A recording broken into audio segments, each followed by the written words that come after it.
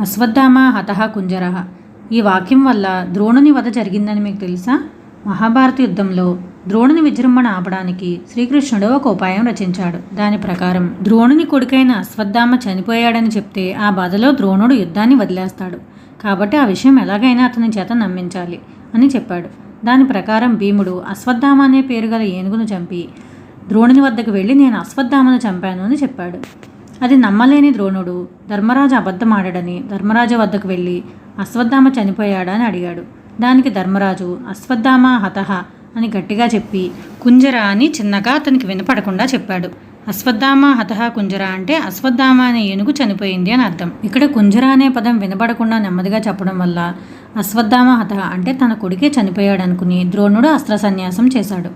యోగ సమాధిలో కూర్చుని ప్రాణాలు వదిలిపెట్టిన ద్రోణుడి శిరస్సును ధృష్టద్యుమ్నుడు ఖండించాడు. అలా ద్రోణవధ జరిగింది.